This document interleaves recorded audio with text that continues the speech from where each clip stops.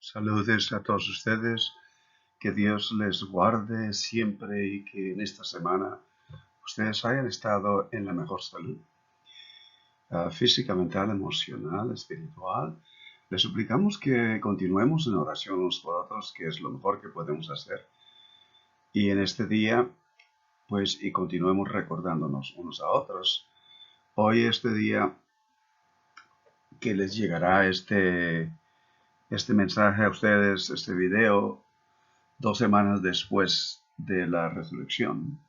Hace 2 domingos pasados celebramos la resurrección.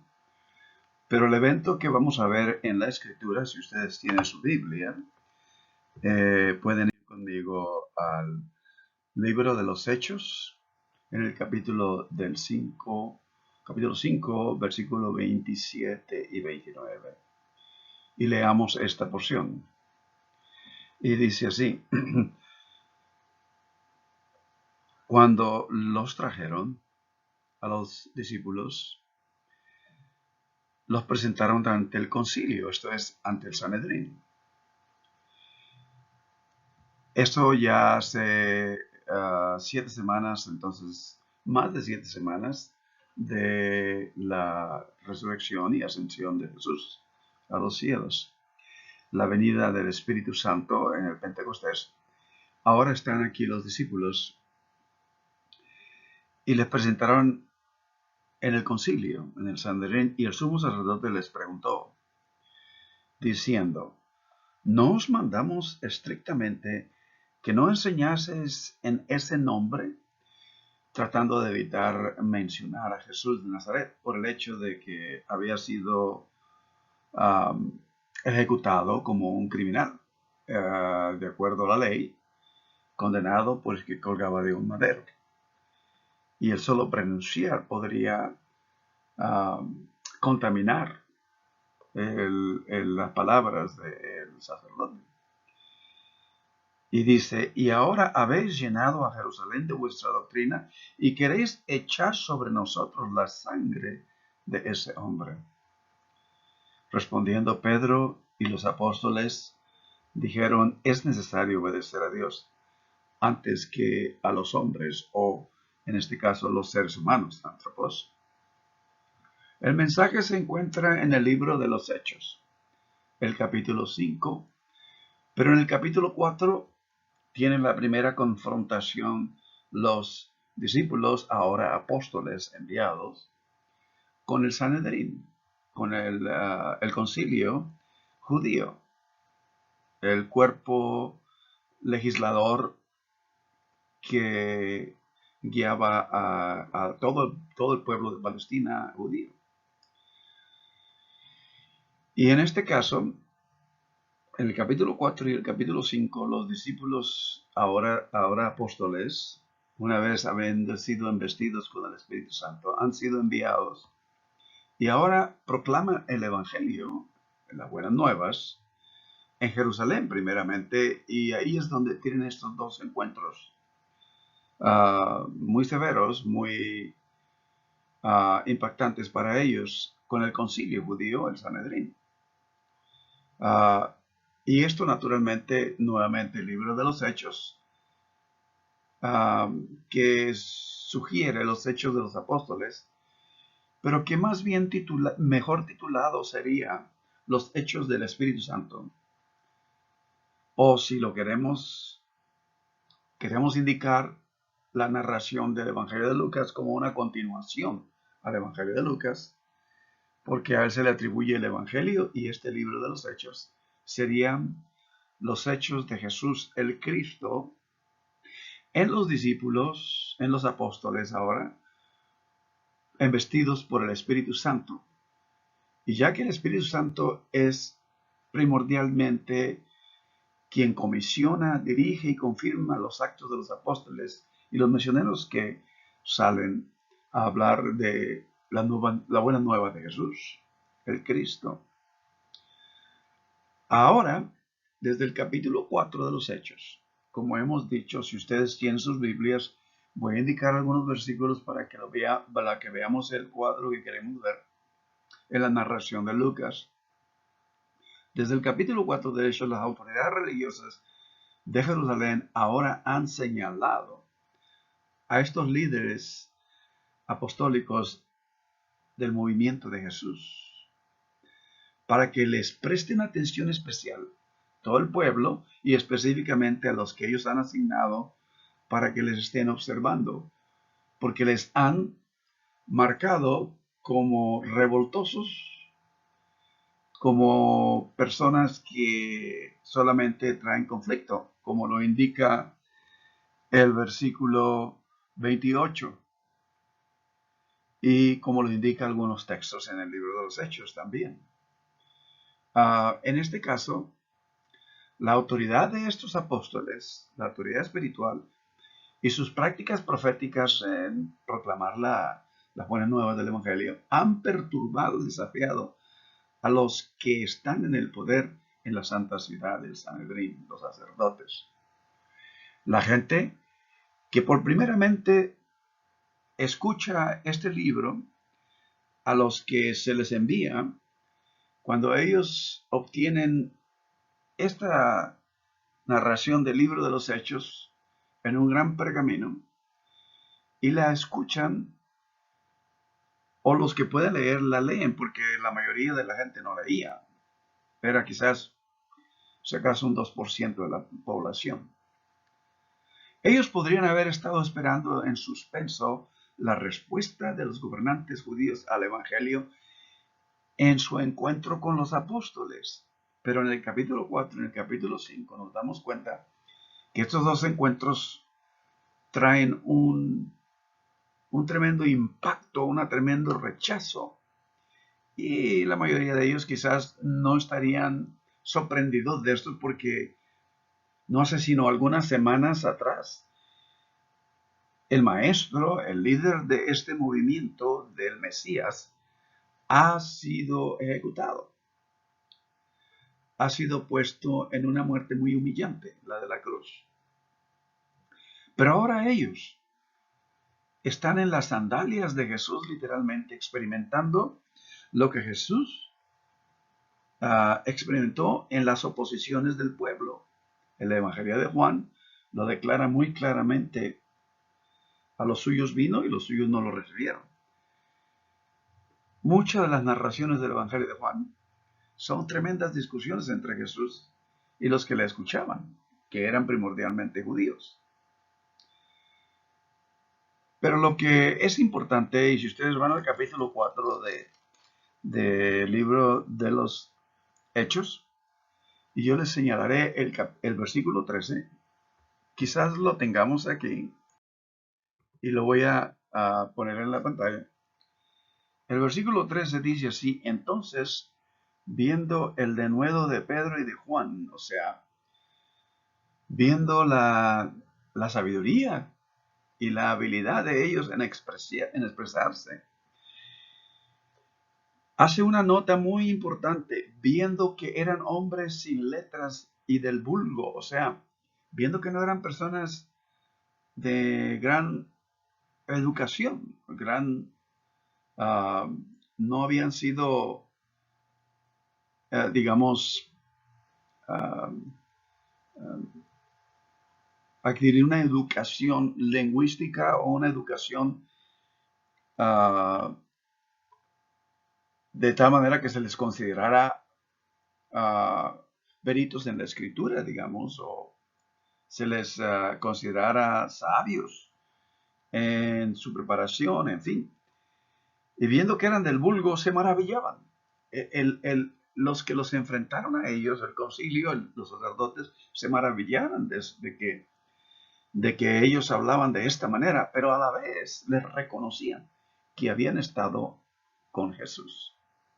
En otras palabras, si leemos entre estas palabras el trasfondo de esta escritura, nos dice que la unción que ellos vieron en Jesús de Nazaret, al confrontarse con Jesús de Nazaret, al hacer preguntas, al levantar sus digamos, inquietudes ante Jesús, y darse cuenta que había una unción especial en la vida, en la persona, Jesús de Nazaret. Ahora le estaban viendo esta misma en los discípulos. Y en ese sentido, los discípulos están experimentando la vida de Jesús de Nazaret. En otras palabras, los hechos de los apóstoles es la operación de Jesús de Nazaret en ellos, a través del poder del Espíritu Santo, obrando, y ahora ellos están experimentando lo que Jesús en un tiempo experimentó. Al hablar del Evangelio, al hablar de el mensaje que ellos sentían en su corazón ardía, fuego del Espíritu Santo, de decirles lo que Dios quería que ellos escucharan. Y en esto nosotros nos damos cuenta que Pedro dice muy audazmente les habló de una manera tal que los asombró. Y en lugar de arrepentirse, de acuerdo al capítulo 4, versículo 15, si ustedes están ahí, entonces les ordenaron que salieran del concilio y conferenciaban entre sí. De acuerdo al capítulo 4, versículo 15, ellos se arrepintieron. En lugar de arrepentirse en la fe, en lugar de ver la señal, porque ellos pedían señal, dice 1 Corintios capítulo 1, el judío pide señal, el griego busca sabiduría. Y al ver esto, se retiraron a una sesión ejecutiva donde discutieron el asunto entre ellos, versículo 15. Pero en la realidad de todo esto, vean ustedes el versículo 16 del capítulo 4, que ellos se preguntaban, ¿qué haremos con estos hombres, con estos que predican algo diferente? Que como era una gran ofensa para ellos pensar en la mentalidad del judío de que el Mesías vendría a través de humillación, a través de una humillación por un pueblo que no era ni judío, el gentil romano, digamos. De modo que ellos decidieron, en este caso, reprocharles. Y les dijeron que no hablen más en este nombre. Versículo 17, ahí está. Sin embargo, para que no se divulgase más entre el pueblo, amenacémosles para que no hablen de aquí en adelante a hombre alguno en este nombre. Pero vean ustedes que en el versículo 16 dice, porque de cierto señal manifiesta ha sido hecha por ellos, notoria a todos los que moran en Jerusalén, y no lo podemos negar. Había una señal que estos discípulos estaban mostrando.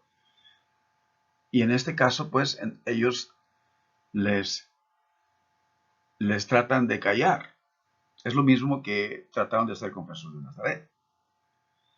Pero Jesús no sabía otra cosa sino hablar del amor de Dios.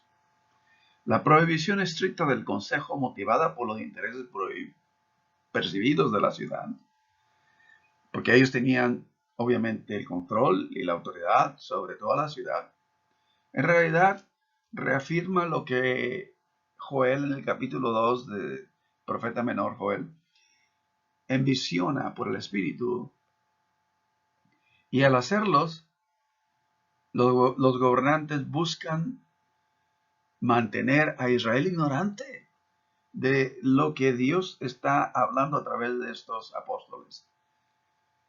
Y por tanto, los mismos medios por los cuales todo el pueblo, si ustedes ven el capítulo 3, versículos del 9 al 19, todo el pueblo y también los gobernantes, versículo 17, serían guiados a una temporada de refrigerio. Vendría un refrigerio de parte de Dios, específicamente versículos del 9 al 19 del capítulo 3.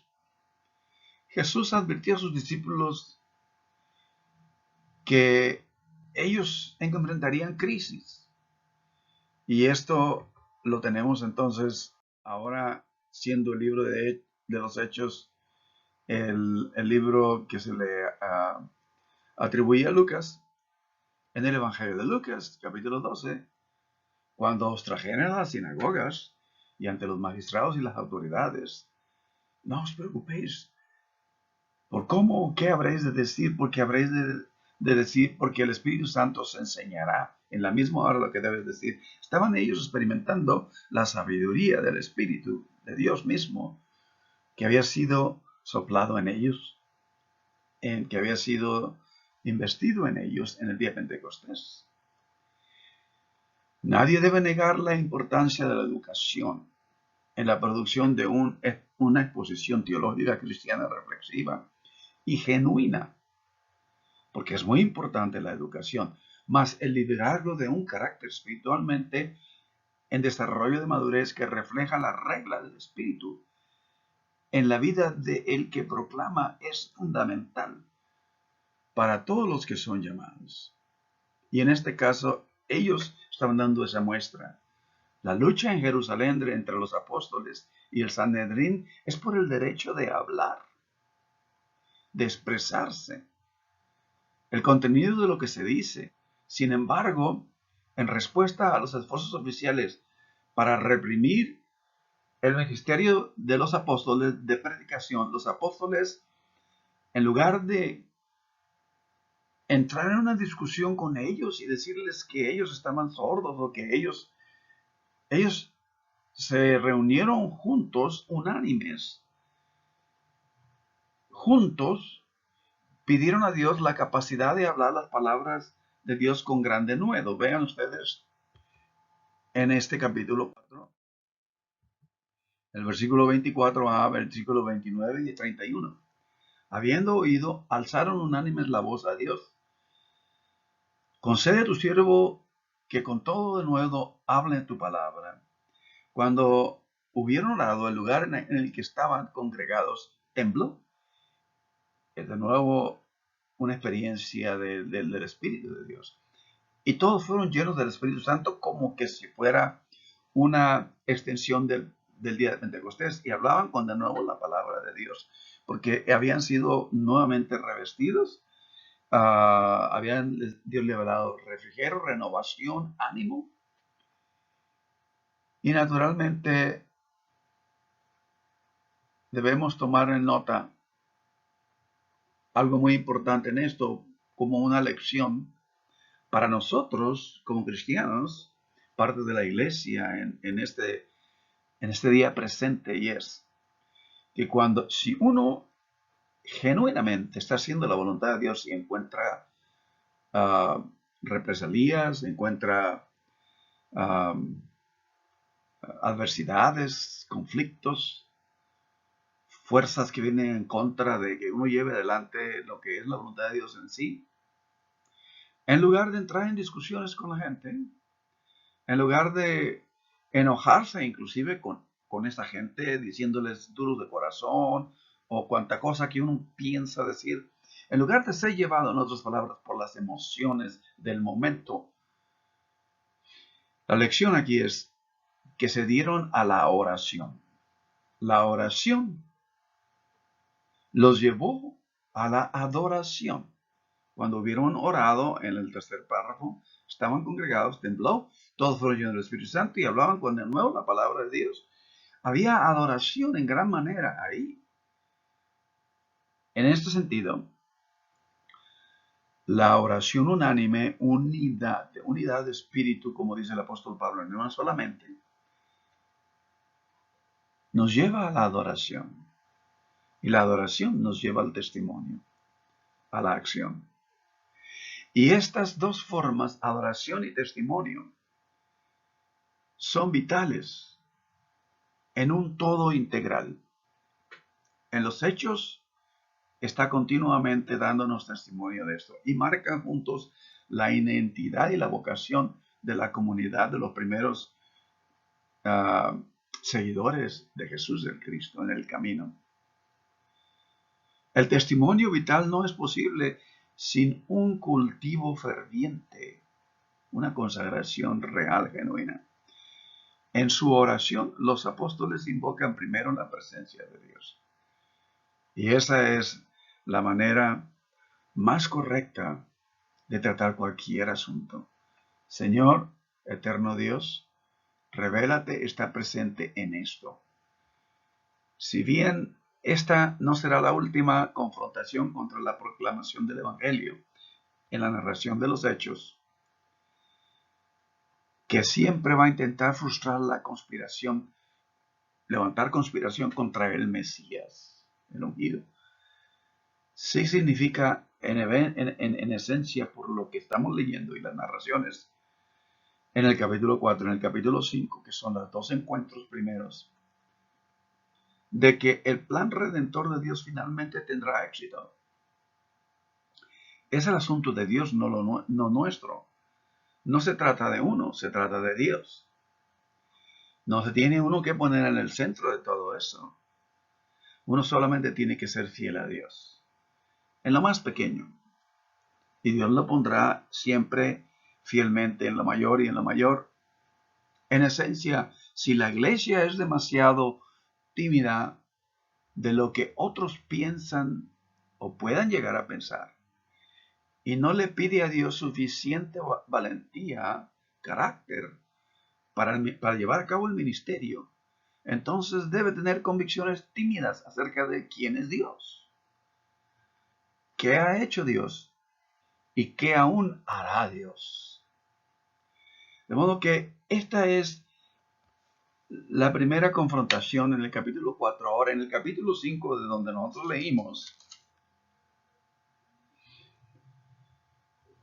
estas dos experiencias de los apóstoles, al estar leyendo y meditando sobre esta narración, me hace recordar las palabras de un antiguo líder de la iglesia durante el segundo siglo después de Cristo, Tertuliano, que en una ocasión dijo: la iglesia continuará su misión, su testimonio, aunque esté ensangrentada por las persecuciones, porque los tiempos de sus principios era muy duro, muy difícil.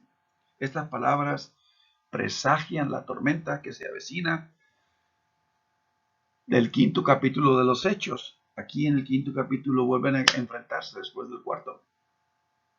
Sin embargo, la sangre de los mártires no fluiría hasta que Esteban, en el 2 capítulos más tarde, hubiera predicado, había sido arrestado, apedreado hasta la muerte en el capítulo 6. Ustedes se darán cuenta, las cosas se estaban poniendo muy intensas, muy difíciles y peligrosas para los discípulos, pero la gran diferencia ahora, que este grupito que estaba escondido en el aposento alto y no tenía idea de que su maestro había resucitado, ahora, después de haber sido investidos por el Espíritu Santo, tenían todo el carácter, toda la fortaleza y todo el ánimo para salir y proclamar, como Jesús lo hizo. Pero a razón de esto, les viene como resultado esos conflictos. De tal manera que, a pesar de esto, las insinuaciones de aquí, de lo que vendría más tarde en esta narración, en las palabras de Pedro, estando ellos en el templo, del capítulo 4 hacia el capítulo 5, son tomados de haber estado predicando en los escalones del templo y llevado ante el concilio, y estamos ahora en el capítulo 5, de la segunda confrontación. Y las palabras que más resaltan de todo esta narración del capítulo 5, son las del versículo 29, cuando Pedro y los apóstoles dijeron: es necesario obedecer a Dios antes que cualquier autoridad humana. Su respuesta fue intensa de parte del Sanedrín hacia ellos.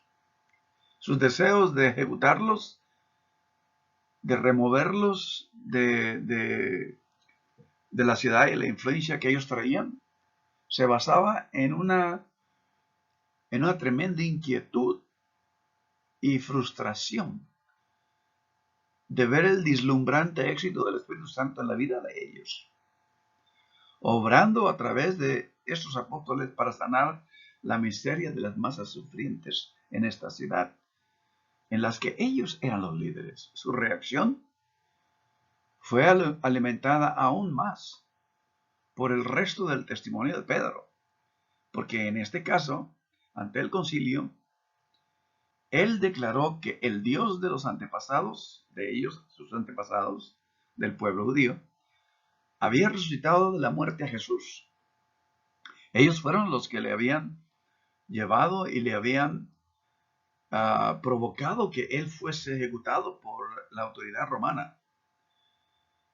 Y Pedro literalmente les dice: al que ustedes ejecutaron en la cruz, nuestro Dios, el Dios de nuestros antepasados, ha resucitado. Y todo esto tiene solamente un propósito: la redención de Israel y el perdón de pecados. Ellos se encontraban ante un reto que estaba mucho más por encima de lo que ellos se habían imaginado. Así que aquí hay una breve proclamación del Evangelio de la Resurrección. En el capítulo 5, del versículo 12 al 42. En esta historia, en la que nosotros leemos en la narración de la curación, el arresto, el encarcelamiento de los apóstoles, su liberación por un ángel, siendo nuevamente arrestados por su predicación y traídos de regreso ante sus acusadores en el capítulo 5. Y después de muchas deliberación y aún enfoque de salvar las apariencias, tratar de promover, entre comillas, un orden en el pueblo, de ejecutar la autoridad y mantener las cosas en su lugar de acuerdo a lo que el Sanedrín consideraba apropiado. Una vez más, el ministerio terrenal de Jesús de Nazaret se vuelve a repetir en las experiencias de la iglesia en sus primeros días, en la vida de los apóstoles. Ahora ellos están experimentando esos conflictos y esos rechazos. De esta manera nosotros ahora en este siglo XXI podemos recordar, de acuerdo a las palabras del apóstol Pablo, que somos el cuerpo de Cristo en el mundo, y nuestra fidelidad siempre evocará la reacción que llevó a Jesús a la muerte. O sea, quizás no tan intensa como en aquel entonces, pero sin embargo, así como Dios resucitó a Jesús de la muerte, mientras que la iglesia tenga el carácter espiritual y la unción del Espíritu Santo obrando sobre todas las cosas, entonces Dios siempre se estará resucitando a la iglesia de la extinción o de su extinción, ya sea la muerte por apostasía a lo largo plazo o la muerte por persecución, por despertar la envidia del mundo. La realidad es que cuando uno verdaderamente quiere experimentar la plenitud de lo que es Dios moviéndose en la vida de uno, siempre va a haber conflictos, siempre va a haber incertidumbres, siempre va a haber retos. Por lo tanto, tenemos aquí este punto que observar. Pero también tenemos otra cosa más que podemos observar de esta narración de los apóstoles. Hay un desafío aquí que incluso tan absortos como estamos en las normas seculares y religiosas de este siglo XXI, debemos obedecer a Dios en lugar de la iniciativa humana. Esto lo tenemos que recordar siempre. Y este es Otra cosa que tenemos que recordar de esta narración: no hay sustituto para la proclamación fiel de la palabra en todos los aspectos de la palabra que es la Escritura y el mensaje que Dios nos ha dado. Cuando el Espíritu Santo se revela y se manifiesta en la obediencia de los seguidores de Jesús,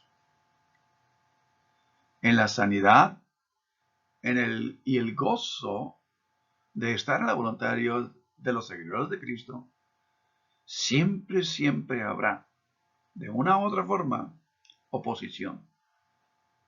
El hecho de que tan pocos de nosotros y tan pocas congregaciones se enfrenten a terribles oposiciones en este tiempo en el que vivimos, en el mundo que es amante de la libertad, el mundo que es guiado por los impulsos emocionales de lo más popular y de lo que se acostumbra, de lo que es popular en nuestra sociedad, nos hace que nos hagamos la pregunta que surge de la segunda afirmación de Tertuliano: ¿somos hermosos ante Dios?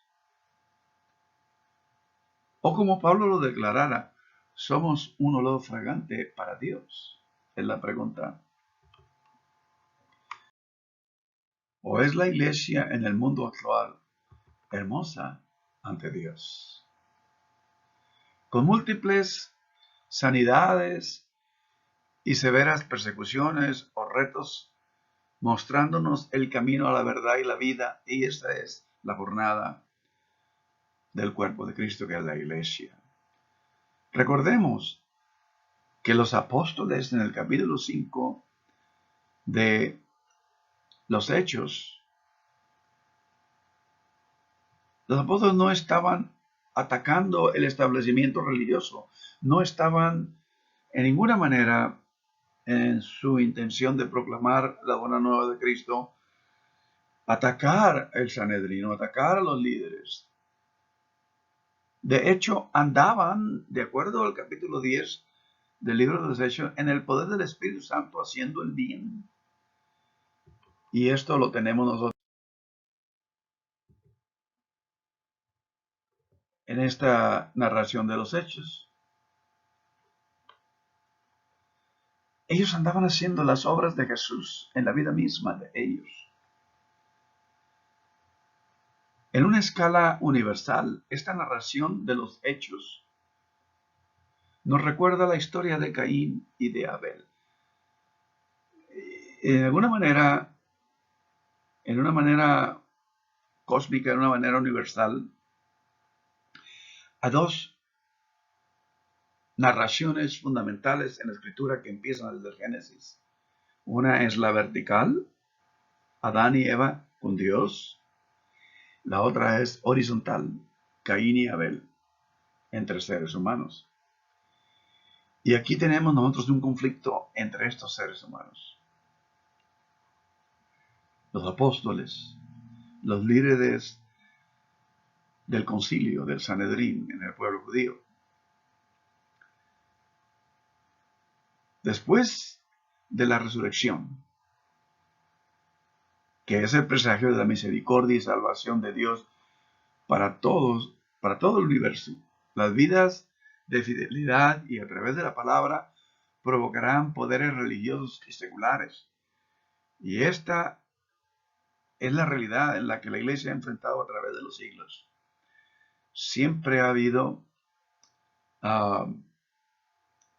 estas fricciones, esos conflictos, cuando la iglesia quiere ser genuinamente fiel a lo que Dios le ha llamado ser. La pregunta es, ¿está la iglesia a la altura del desafío de nuestros días? La tercera observación de esto está incrustada en esta historia, y hay algo exclusivamente cristiano en esta tercera observación. Después de que los apóstoles han sido azotados, se les ha prohibido hablar de Jesús y han sido puestos en libertad, se regocijan. Y fíjese bien esto, que es muy importante para todos nosotros como nuestra experiencia espiritual, nuestra experiencia como hijos de Dios, como la iglesia de Cristo. Ellos salieron de la presencia del concilio gozosos de haber sido tenidos por dignos de padecer afrenta por causa del nombre.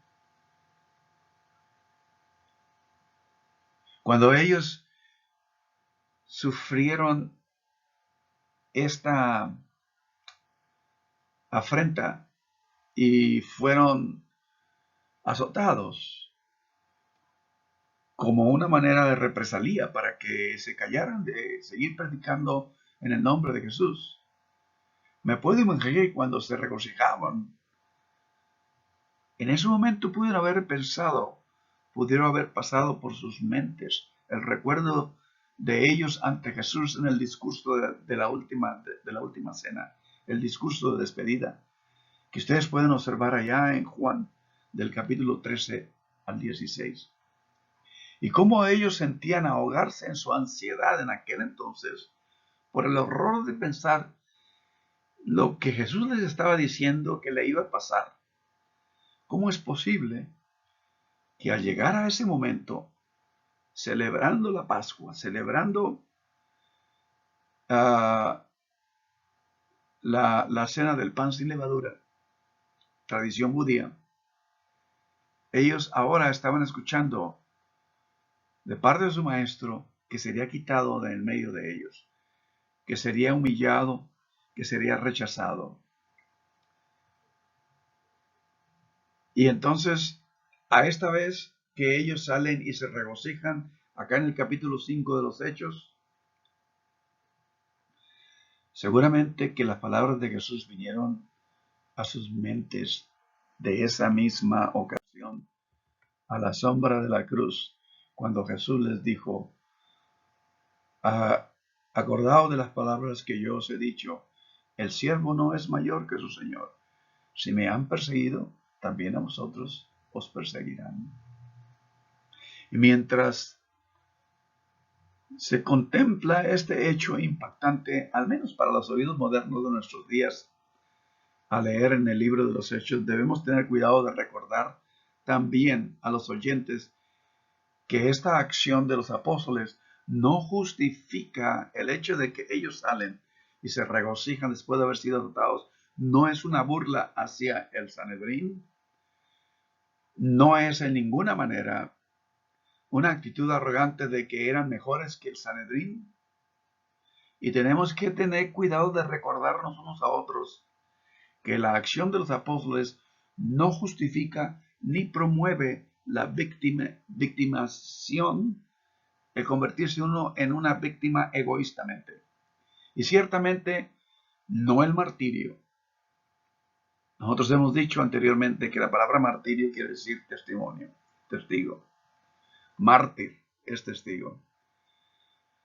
Hay una suposición enfermiza en muchos escritos, pensamientos y discursos cristianos que conoce e incluso anhela la persecución. Algunas personas son peritos en hacerse a sí mismos o a otras personas víctimas para su propio engrandecimiento, con el fin de ganar cualquier causa que estén buscando en ciertos intereses egocéntricos y que sea reconocida públicamente. Hay personas que provocan a otros a propósito y luego claman que han sido maltratados o abusados, cuando de hecho, si hubieran seguido tranquilamente con sus asuntos y sobre todo en tranquila obediencia a Dios, sin llamar la atención sobre sí mismos u odiar a sus oponentes, habrían escapado inadvertidos. Y todo hubiera estado bien. Dios se encargaría de ellos. De ninguna manera, este versículo único en la Escritura, cuando nos indica que los discípulos se regocijaron por haber sido azotados, en ninguna manera justifica el comportamiento de buscar el maltrato, de buscar el rechazo. Los apóstoles no estaban confrontando a las autoridades. De hecho, eligieron obedecer a Dios. Y el Espíritu Santo los escogió para manifestar el nuevo orden universal que en Cristo Jesús se había iniciado y que estaba surgiendo de la resurrección de Jesús el Cristo. Cuando sufrieron por causa del ser humano, se regocijaron porque fueron privilegiados de comenzar a llevar en sus cuerpos las marcas de aquel que los había salvado, que les había traído la redención, que les había fortalecido, ungido para predicar ese mismo evangelio por el cual les había traído esta experiencia.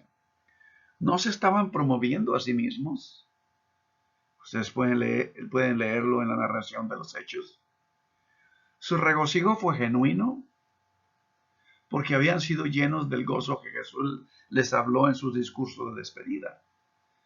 A la sombra de la cruz, de su fidelidad a Dios en el capítulo 15, versículo 11, si ustedes recordarán, entre esos dos estados emocionantes mentales que hemos descrito, de los que promueven el presentarse como los sufridos, los que llevan en sí, tratando de llamar la atención y presentarse de esta manera como algo tan especial, promoviéndose a sí mismo, es muy diferente, totalmente diferente al mundo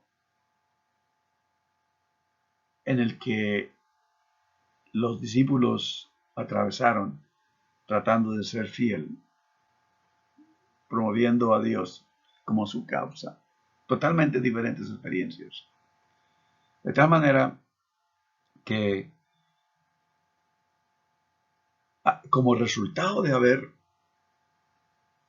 proclamado el Evangelio, y acuérdense, no venían ante el concilio a decirles a ellos, sino que estaban en los escalones del templo hablando a otras personas que querían escuchar la palabra del Evangelio. Pero hay algo que quisiera que observáramos. En esencia, el libro de los Hechos nos recuerda el inicio de la nueva era en Jesús de Nazaret, el Cristo. Pero si ustedes recuerden, el video pasado de la resurrección, hablamos de Juan capítulo 20, versículo 22, y desde inclusive el momento en que Jesús se aparece a los discípulos, estando ellos en el aposento alto, y les dice 2 veces, paz a vosotros, y les muestra sus manos y su costado, paz a vosotros. Y en el versículo 21 les dice, y como me envió el Padre, así también yo os envío. Pero en el versículo 22 dice, y sopló sobre ellos y les dijo, recibid el Espíritu Santo. Esto a mí me hace recordar la creación desde Génesis, capítulo 1 y 2. En el capítulo 1, versículo 26 de Génesis, nos dice que, la narración nos dice que Dios dijo, hagamos al ser humano a nuestra imagen y a nuestra semejanza. La palabra es hagamos, bara del hebreo, e imagen de la raíz de la palabra significa imagen de Dios interna. En otras palabras, el patrón en el que el ser humano es creado desde Génesis deberá ser encontrado o de ser buscado fuera de la esfera de lo creado. Porque la única manera en la que va a encontrar realmente esa conexión, que es la imagen de Dios, es con Dios mismo. Es una capacidad de tener una comunión con el Espíritu de Dios. De lo que los discípulos, ahora apóstoles, en el capítulo 5 de Hechos, habían sido embestidos. En el capítulo 2, versículo 7 de Génesis, en el capítulo 1, versículo 26, es donde Dios declara, hagamos al ser humano en nuestra imagen y semejanza. Hagamos al hombre en nuestra imagen y semejanza. Hagamos atropos, hagamos al ser humano en nuestra imagen, imagen de Dios interna. No es algo que se ve claramente, es algo que se manifiesta en la manera en la que la gente vive, en la manera en la que la persona vive. Cuando Dios verdaderamente se está revelando desde lo interno del espíritu del ser humano.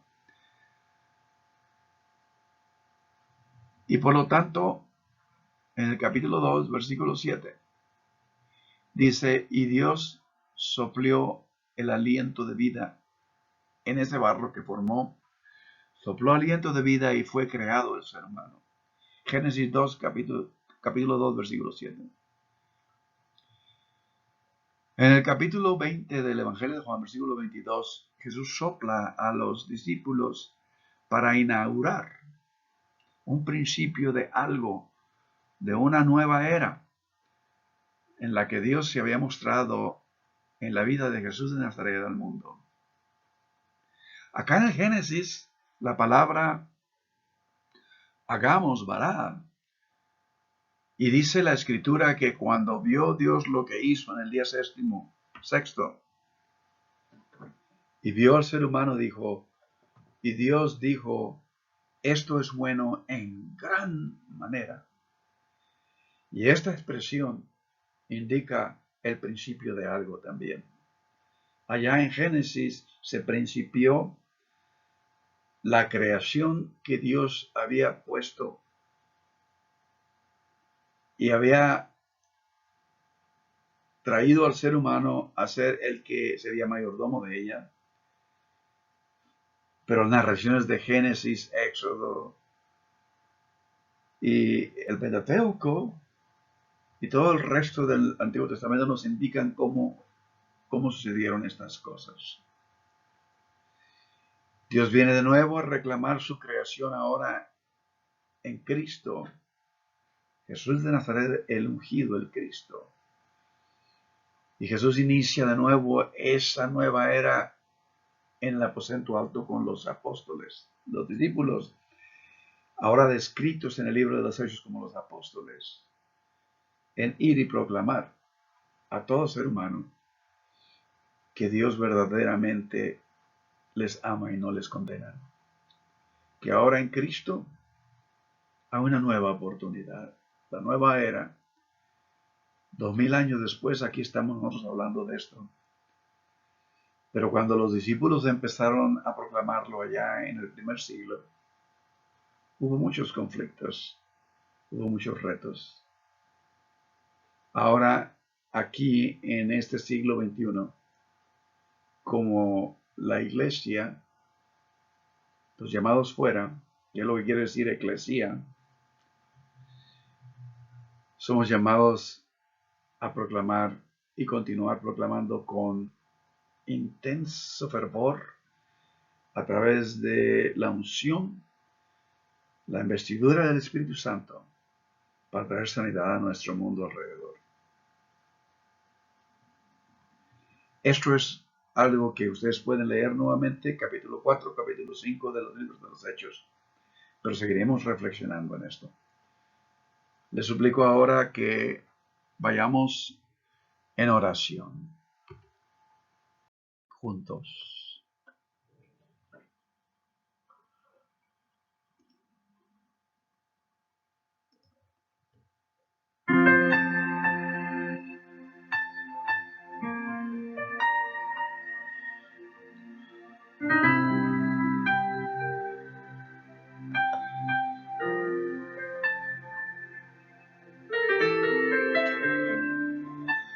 Eterno Dios, enséñanos, oh Dios, después de más de 2000 años, necesitamos ser recordados, oh Dios, y conocer más profunda y absolutamente tu amor, estar lleno de tu unción. Vivir de tal manera que el mundo pueda verdaderamente a través de nuestras acciones ser sanado, oh Dios. y de nuestra palabra, que sea empapada por la sabiduría de tu Espíritu Santo, oh Dios. Y como había empezado esto hace más de 2000 años, a nosotros que nos ha tocado vivir en este tiempo, ayúdanos a proclamarte, oh Dios, a mostrarte en toda mansedumbre, en toda humildad, de tal manera, oh Dios, que no tengamos que hablar mucho, pero que nuestras acciones impacten a los demás. Sana nuestras relaciones, sana nuestra rutina, ayúdanos a centrarnos, a enfocarnos, a servirte en espíritu y en verdad. Hoy lo pedimos siempre, en Cristo Jesús.